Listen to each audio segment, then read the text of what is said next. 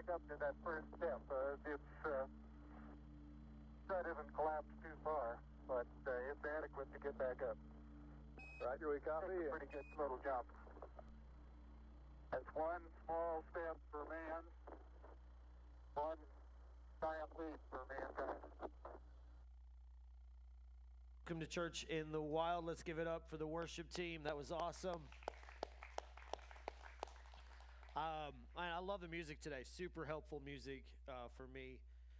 There's a verse in the Bible, I should know its exact reference, but I don't. But it's, as a deer pants for the water, so my soul longs for you. And I was thinking about that in that last song. And the idea of that song is that there's a deer, it's been running from something that's chasing it. It is exhausted. It has barely escaped whatever is after it. And now it is thirsty. It's run into a dry place to try to get away. And it's just longing, like dying for water. And that is how David said he feels about God. I feel like desperate, like I've got to have more of you. It's a beautiful psalm. I thought it went so well. And just as a good reminder for us that we think we need a lot of things. We think we need a lot of people. We think we need a lot of, if I had this, truthfully, we need God. That's what we need. That's what all of us craves. God is the person that we are craving. God is the thing that we are longing for. And for those of us who have chosen to follow him, we sometimes think that because we chose to follow him, we've got him and that's that. But the more I know God, the more I want of God. The more I read about God, the more I want to talk about God. The more I study about God, the more I want to just study about him. And so I love that passage. That song was beautiful. We got some really cool things coming up here at Church in the Wild. Let me say first that groups are running now, and groups are super helpful. Very important part of church life is being a part of a group and just studying the Bible together with some friends. It helps because I found that it helps me because there's times where I'm like, I don't know what that means. And then I'll be in a group with some people and we kind of talk through it together and I'm like, oh, I understand what that means. And I'm glad I'm not the only one who thinks whatever it is. It's just helpful. It's very helpful. So those are running. We have a new series that begins next week where we're going to talk a lot about our relationships that are every day a part of our life. And we're actually bringing some friends. One of them is a really good friend of mine. I meet with him about once a month. And some of you might know him. His name is Ben Buchanan. He used to punt for Ohio State, and then now he works for I think the Big Ten Network or Fox, or he does the show, whatever it is. He recently got married, and he and I meet. We get coffee once a month, and we just were talking about marriage and talking about life and talking about college, and so he's going to come do one of them, and I'm just going to interview him and his new wife and talk about marriage with them, and then I'm really excited for this. One of my mentors' names is Dean Fulks. He pastors Life Point Church. Life Point has 5 campuses all around the city of Columbus, and Dean is the one to blame for me being a church planter. And I remind him of that all the time. I'm like, this was your idea, so you can take all the blame for everything I say that gets you in trouble. He's coming as well, and he's bringing his wife, and we're just going to talk to them a little bit about marriage. And so I'm really excited about this series. There'll be some other guys and their wife, and then we'll have some sermon mixed in with that. It's going to be really fun, and I think it's super helpful. We're just going to talk about life, relationships, how to live in community with people who you live with. So, but today's a very special day. Today's a very big day. Today is an important day. You should have on your chair a card that looks like this. If you don't, there should be one near you, or if not, we can get you one. I am going to need another mic at one point, one of you worship team guys, if you have a mic, I'm going to need one at some point. I don't think there's one up here. We are talking about 3, 2, 1 step.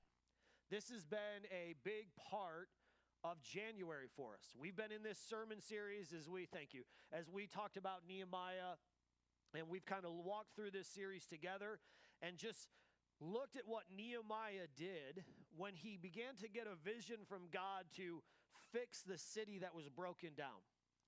Nehemiah looked at the city that he loved, and he looked at the people he loved, and he said, man, we could be doing more for these people.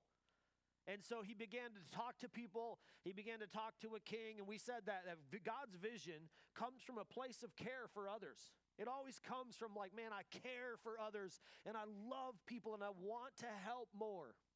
And then we talked a little bit about that. We talked about like how a lot of us believe that because we're not kings, we can't be generous. And so week one, we kind of dispelled this myth that is a very common myth in America. And the myth goes something like this. Well, if I win the Powerball or get drafted into the NFL, or if I become a celebrity because of this TikTok dance that I made, then at that point, that's when I should become generous, because then I'll be, in America's eyes, a king. And only kings can be generous is kind of how we look at things here. But we talked about how Nehemiah and a group of slaves rebuilt the entire wall, because generosity is not about what we have, it's about who we are. And then we talked a little bit about how there's another myth in America that says something like this. Well, if I give God some time or some of my talents or an occasional gift every now and then, I don't need to be generous because that's enough. And then we talked about how in week two, about how the priest modeled biblical generosity by giving and taking care of God first and then helping those around them. And then the priest actually took care of themselves last after working on other people. And again, in week two, we talked about this idea that sounds like, well, they're priests, they should do that. But they were priests to slaves. They were living on 10% income from slaves at that time. And then last week, we talked a little bit more about this just idea of taking a step. And we said that God gives to his people, and then we said that God gives through his people. And so this week, this is something that's God put on my heart about a year and a half ago, and we began to like walk through this. I did, and I began to walk through it with some other pastors, and then I began to walk through it with some of our elders, and then I began to walk through it with some of our leaders. And so this year, today, we are unveiling this vision that's called 3-2-1 Step. And the idea of it is we want to, as a church, take 3 steps over 2 years as a part of one big vision. And the first part of this is to take a step next door. We as a church have a vision out of a place of care for our community to do more in our community. Now, currently we work with several organizations in our city. One of them is called FCA Westerville. It is Fellowship of Christian Athletes Westerville. And this is really cool. I'm going to talk about this for a minute. This is super cool. So, growing up, I loved soccer. I loved football. I loved basketball. I'm a better athlete than Jesse Parthmore, but barely. And so I didn't really play a lot of sports. I didn't really get to do a lot of those things. But man, I love sports, and I always prayed, God, would you somehow provide a way for me to combine my passion for Jesus with my passion for sports? And one day a man called me. He said, hey, I'd like to talk to you about leading FCA Westerville. And so I sat down with him, and he said, hey, would you be interested in being the chaplain for Westerville Central's boys basketball team, the varsity team? Sure, I would love that. And so I started doing that a little bit, and then all of a sudden he was like, hey, by the way, we like what's happening here, so we want to add the JV to it. So over the last couple weeks, there's been 18 boys every week that I just get to go do a Bible study with on Wednesday, share the gospel with them, and pray with them. But what's cool is that God, I believe that when we take a step through doors, God opens doors wide open. So in the middle of helping the boys basketball team, the same man called me and said, I love what's going on. I want to know if you'll also become the chaplain in the fall for the boys football team, the varsity team. So I'm like, sure, I would love that. That'd be fun. And then he said, well, since you're willing to do that, will you become the chaplain for the JV team as well? So right now, our church has the opportunity on a weekly basis in Westerville Central High School to share the gospel with about 100 kids. Just weekly, just pour into kids. And it's been awesome so far. Like I had boys talk to me about, man, I need you to pray for my mom. I need you to pray about this. Would you pray with me? Some of them crying after games, just talking to me like, this is all I know is sports and it's ending soon. And I don't know. It's just been an incredible opportunity for our church to do that. We also work with something called Out of Darkness. Out of Darkness is, man, I think Columbus is one of the highest cities in human trafficking in America. Out of Darkness every weekend has volunteers who go into the inner city, they find victims of trafficking, and they tell them, God has another option for you. And what they do then is, should those people be willing to escape the people who are holding them as slaves, they help them find a safe home. And in that safe home, they have rehab, they have job applications, job training. It's beautiful. And I just want you to hear this number because this number is so important. They've been doing this for a long time. Our church started partnering with them 2.5 years ago. And we receive a text every time a lady escapes and hides in an Out of Darkness home around the city. And we've received 247 of those texts in the last 2.5 years. It's incredible what they're doing. It is absolutely incredible. I believe human trafficking is the biggest plague on America right now. It is horrible, the amount of human victims we have being held slaves. And this group is working actively to fight against them. We also work with a group called Stowe Mission. Stowe Mission does events, they do care, they have dental clinics, they have vision clinics, they have a hospital clinic. They do all these things to help people in one of the highest impoverished parts of our city. Then we do something called Wildlife Weeks. Wildlife Weeks, I'm super excited to talk about this. Wildlife Weeks are really important. Wildlife Weeks are where we just love our city wildly. And what we do is we talk other churches from all around America into flying or driving here, and we give them the run of sports camps. And so what they do is they give free sports camps to everyone in our community. We pay quite a good bit of money to help fund this. And then we just love on our community by giving our community free sports camps. And this is important because there's a lot of families in our city that can't afford a $250 camp that's 2 days for their kid to kick a soccer ball. They just can't afford it. So we provide an equally good camp for free. And this is a really cool story. A couple weeks ago, my wife and I were eating somewhere, and there was a man kind of across the table from us, and he just kind of kept looking over. You ever get the feeling like that guy wants to talk to us? Like, I think he wants to say something. We just haven't figured out what it is yet. And finally, he said, we got up to leave, and he said, I've been trying to figure out if I've seen you on TV or in person before. What is it? And, well, I'm not on TV, man, so it's got to be in person. And he said, do you do sports camps? I said, yeah, our church does sports camps. This is so powerful. The man told me a couple years ago, my father was dying. My son, who was sitting with him at the time, he said, loved his grandpa and was just heartbroken over the fact that his grandfather was going to pass away soon. And he kept saying, the summer's over, the summer's ruined, I don't even want to have summer. And he was just crushed. And so we prayed about, as a family, how do we find a sports camp for this kid to go to maybe make some friends and have some fun? And he said, but we couldn't afford $500, $1,000 for a week of camp. And someone put on Facebook, hey, there's a free sports camp. It's happening and we came to your sports camp. And he said, you changed my son's life with that camp. Because there was people there who just loved him, and they didn't even know how bad a 7-year-old could hurt. And he said, my son's life was changed because you guys did a Wildlife Week. And I just wanted to tell you, that's what God is doing in our community. That is so powerful. We also do something called Northern Nights. Northern Nights is kind of a new idea. It's like a family event every fall. And what we're doing is just saying, hey, we love our community. We love the fall here. It's beautiful here. Let's just enjoy it together.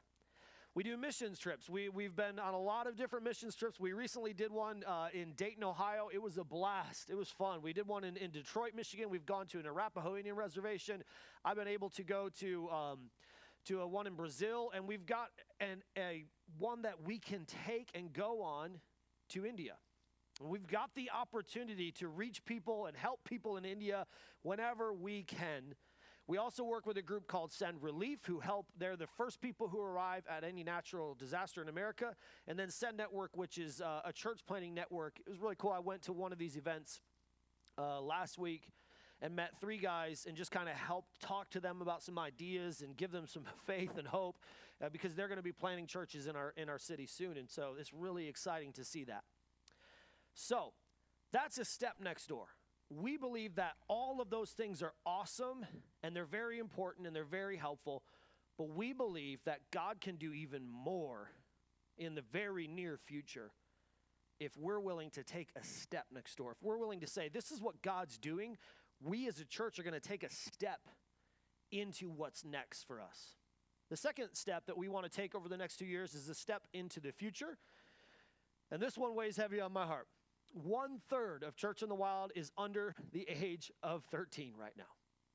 This is a wild number to me. We desperately need to enhance our nursery spaces. Our nursery will grow from 3 to 13 this year. This year. We desperately need classrooms for multiple ages groups. So what we have happening, I'll give you like a brief rundown of this. What we have on a Sunday is about 20 to 30 kids of all ages in one big room that we separate with curtains just like we do in here, and we're trying our absolute best to equip them to handle the rest of their life. It's awesome, and it's incredible. Like, I love what happens. Seeing kids come in, being able to talk to the children and just have them talk to me a little bit about what God is doing in their life is incredible.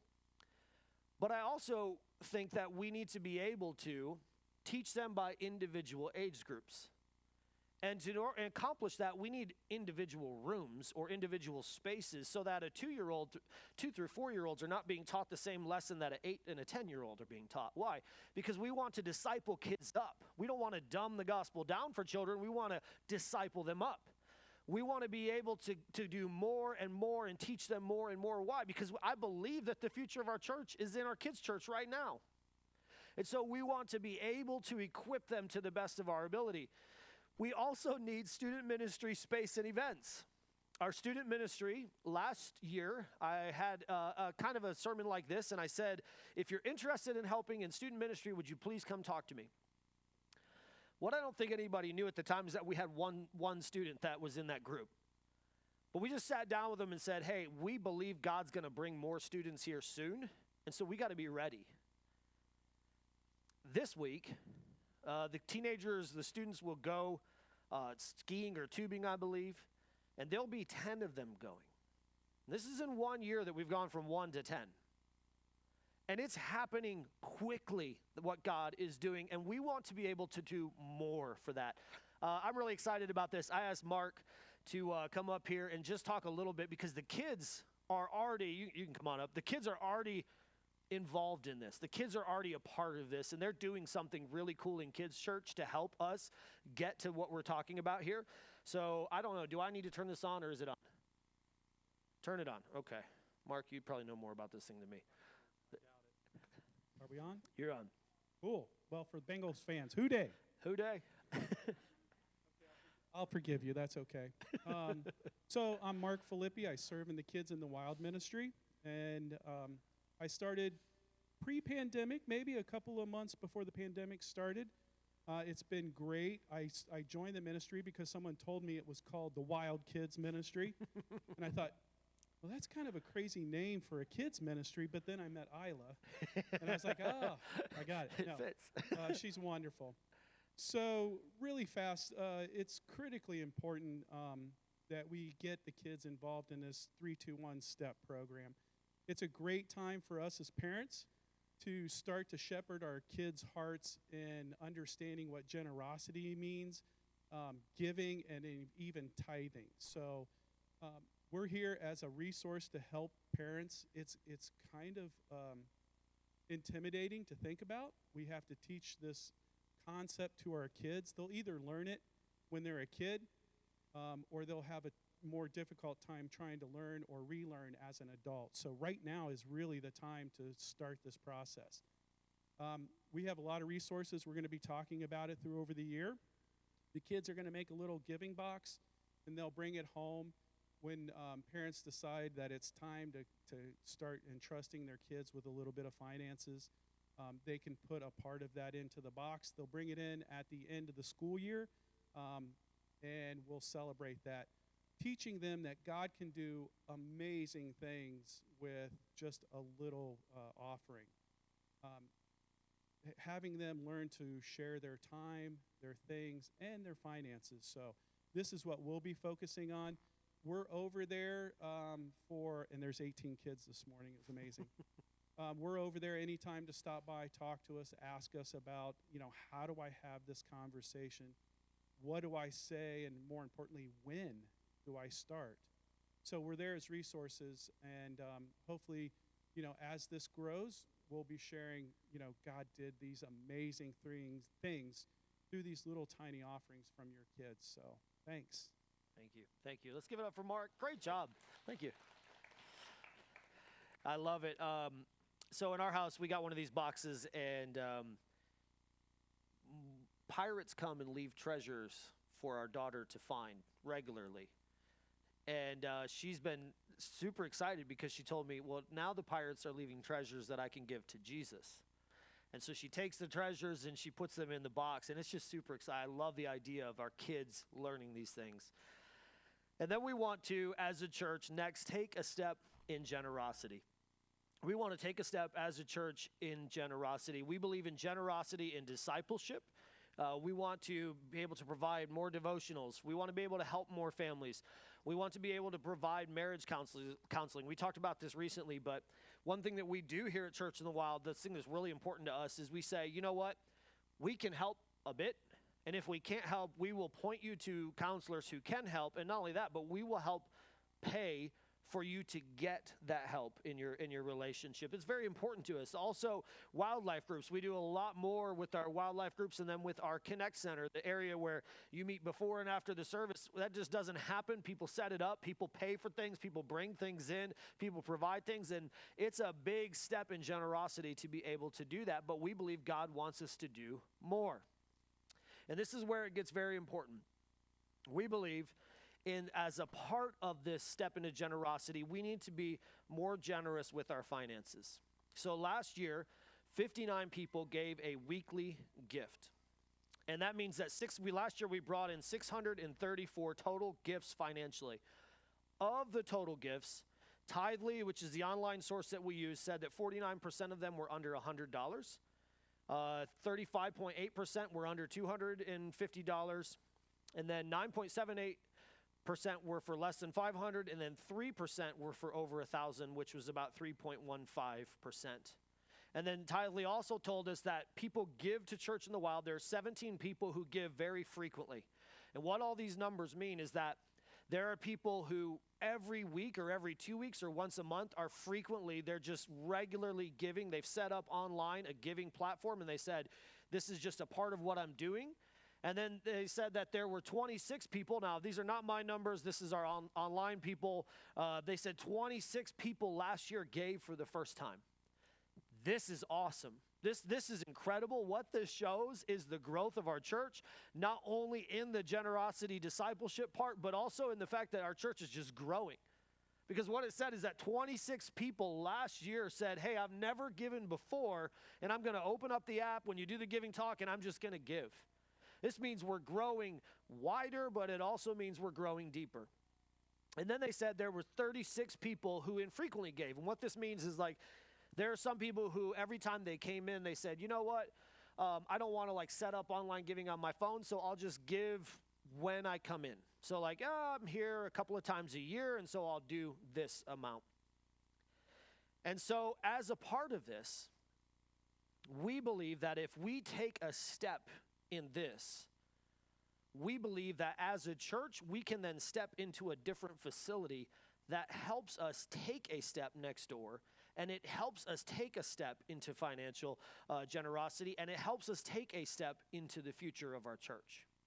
And so we see a facility that ties back to our vision and our mission statement of going anywhere to tell everyone about the love of Christ. So our goal is an open, multi-purpose facility where we can gather for worship and to connect. We see a need as a church family to take a step into this place and to say, this is where we need to go next. We see a place where we can grow, where people connect with our Creator, His creation, and with each other through worship, prayer, family equipping, preaching, wildlife group, men and women ministry, and community. And so, the step that we as a church want to take says that taking a step financially as church members allows us to find a facility to lease in the very near future. And this is really an important part of this whole conversation. Whenever I get to this point in this talk, someone says to me, why aren't we just buying a building for a couple $1 million? And I would love that. In order for us to buy a building, we need 16.9 families who move into our community and each tithe $9,600 per year. And we need them like now.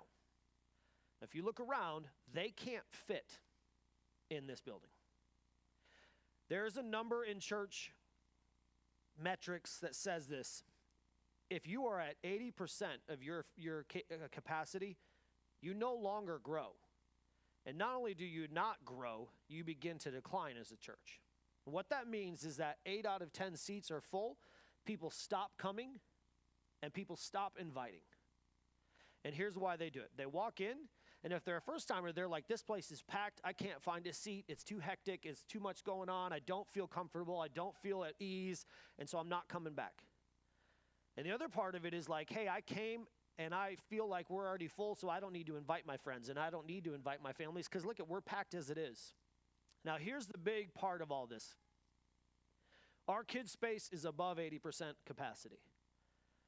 Our teen space is above 80% of their capacity. Our nursery is above 80% of their capacity. And in our auditorium today, we're really close to 80% of our capacity on a day where we have 5 families who are sick. We average above 80% of our capacity.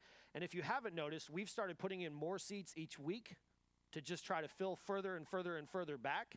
And we have as many seats now in our auditorium as we did when Kane came to do their worship concert. And we're almost at 80% of that capacity. And so we've got to make a choice as a church to either take a step into the future of our church or to say, you know what, this is it. This is what we are.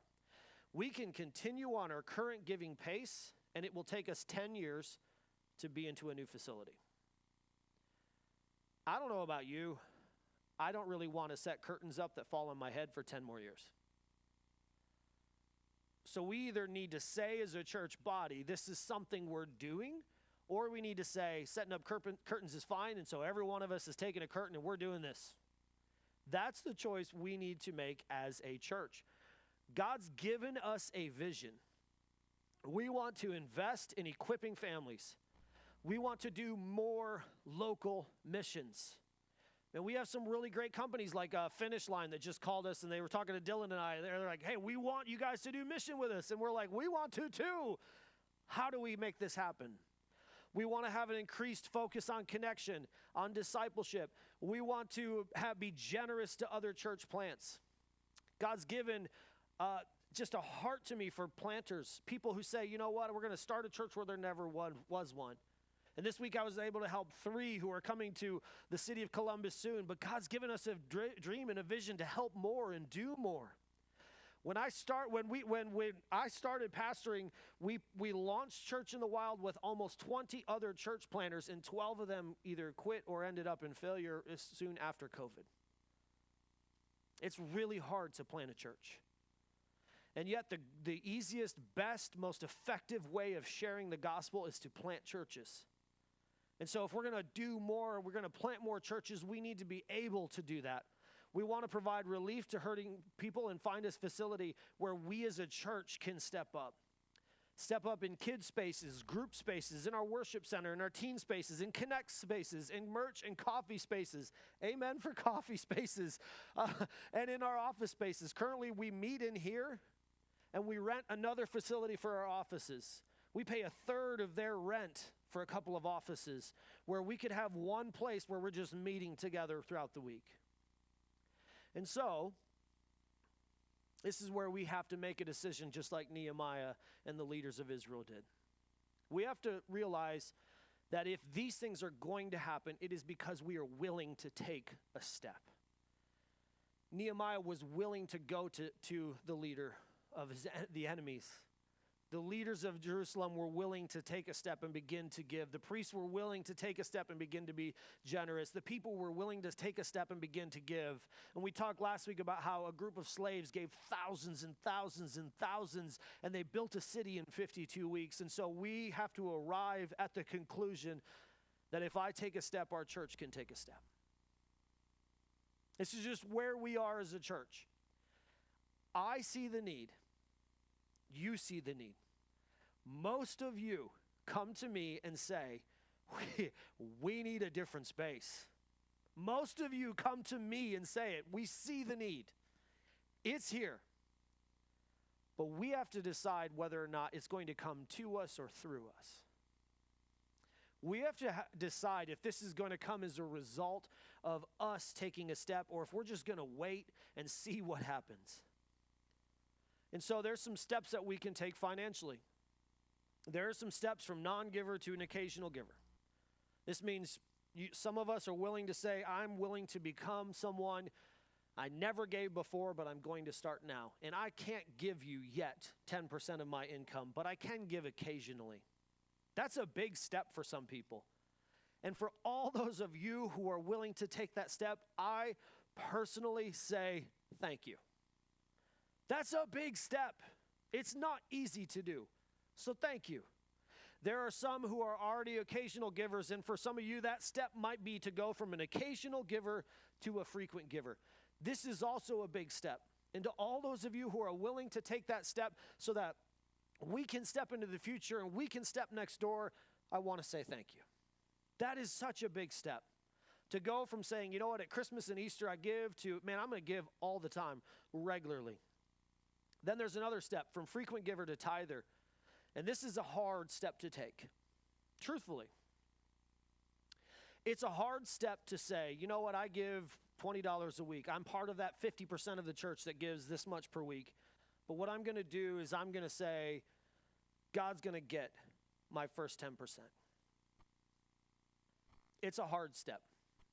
I realize that that's a big step for a lot of people to take.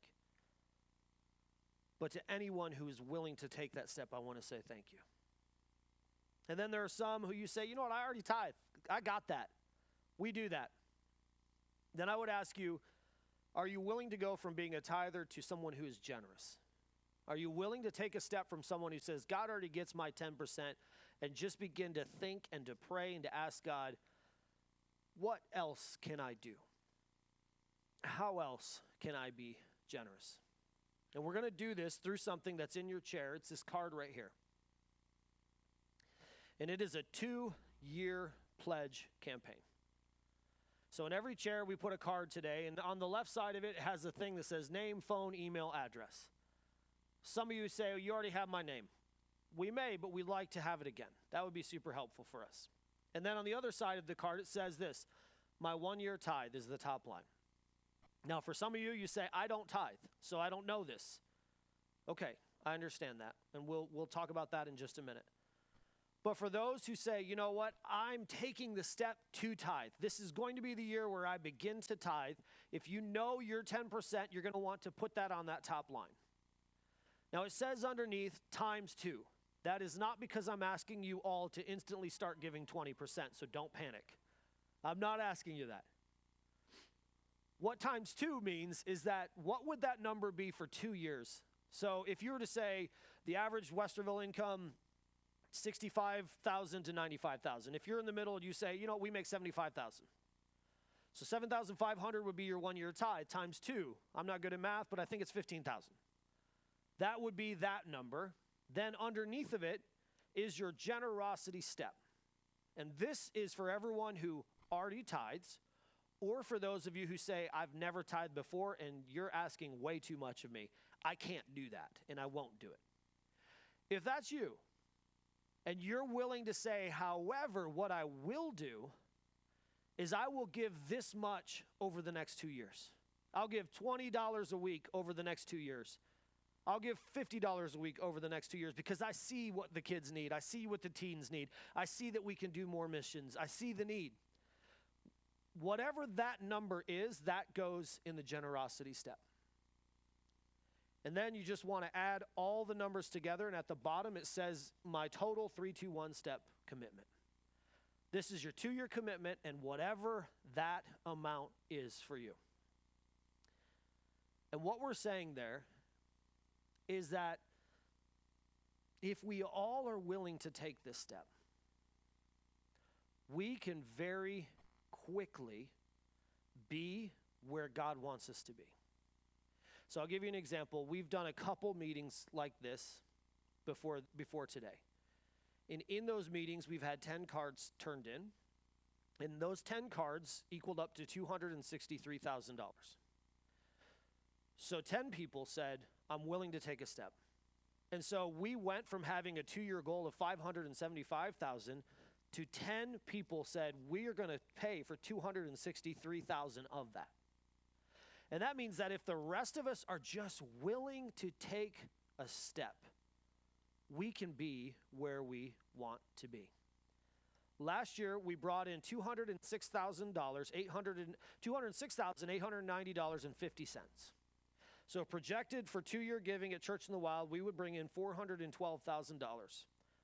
This 3-2-1 step goal would be to arrive at $575,000 in 2 years.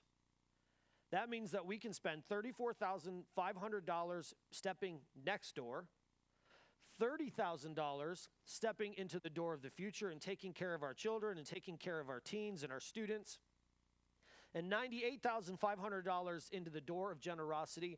That number, with the money we've already saved, puts us into a facility just like that, and we begin to rock and roll. Just like that.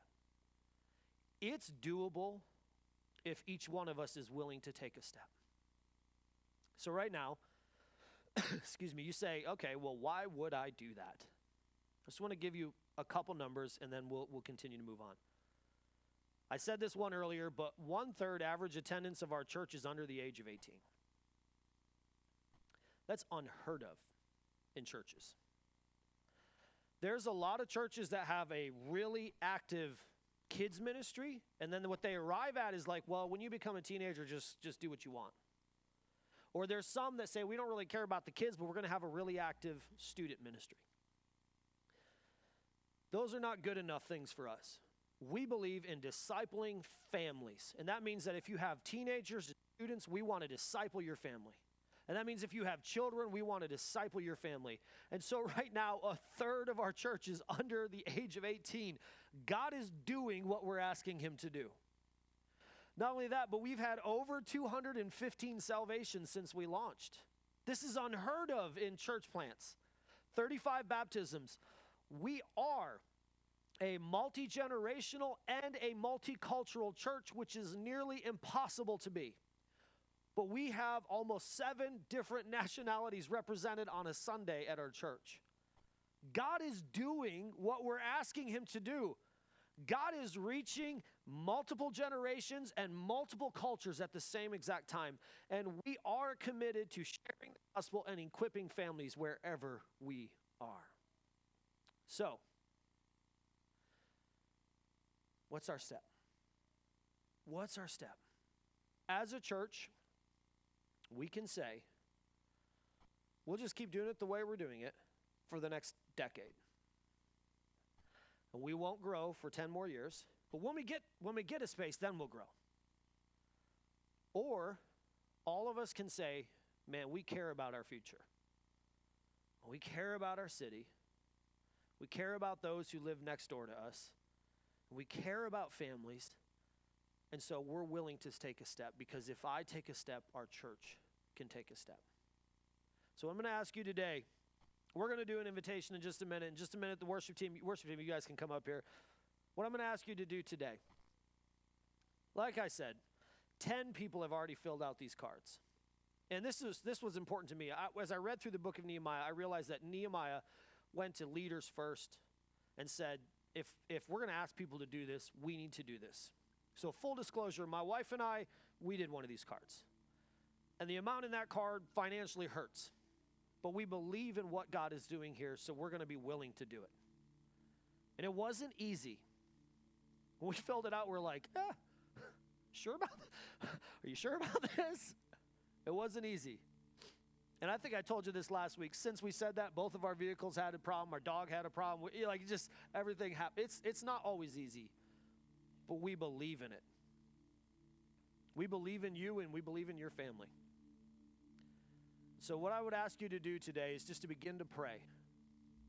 Begin to pray about what this pledge card looks like for you. Begin to pray about, what is my step? What does that look like? How do we arrive at it? Where is God taking us? Do we want to be a part of God happening? I decided a long time ago, rather than ask God to give to me, I wanted God to give through me. And that's just been something that I've just tried to live by, a motto. I want God to go through, not just to. And so we're at a point. It's not a normal Sunday sermon where I preach. We're just at a point where this is where we need to be. We need to be praying about, God, what's the step? I think we all see the need. So many of you come to me and you're like, man, we need this. But the ultimate question is, are you willing to take a step? Are you willing to be a part of that? I will tell you, it requires faith. It requires a lot of faith. Cool thing is, none of this was here 5 years ago. But some people said, we're going to take a step and plant a church that it doesn't exist. We're just going to start it. Because of that step, we're all at a place where we can take a step. So in 15 years, whose story is going to be impacted by the step that you take today? If you're willing to turn in one of these cards, you can do this by simply adding all those numbers up and then folding it and putting it in the offering box that we have in the Connect Center. It's a big wooden box. You don't have to do it today. If you want to, you can. If you want to spend more time praying in it, take 30 days and pray about it. But this is the step that our church needs to take, and it's the step that I hope we as a church will take. So I'm leaving it up to you. It's your call on whether we take the step or not. I pray that we arrive at the same conclusion. So when we worship, I'm going to come down here in just a minute. I'm going to pray. I'll pray with anyone who wants to pray. We don't have to pray about, God, help me win the Powerball. We don't have to pray about, God, give us, a $7 million building. We don't have to pray about, hey, I don't want to pray about money. You don't have to do that. I'll pray with you about anything that you want to pray about. Perhaps today you just want to pray about the Bengals. Whatever it is, we'll pray about it. But I would love for you to pray about, God, what's my step? What are you calling me to? Let's pray. Church, thank you so much for choosing to worship with us today. You matter to God, and you matter to us, and we believe here at Church in the Wild that we walk best when we walk together. So thank you for walking with us today.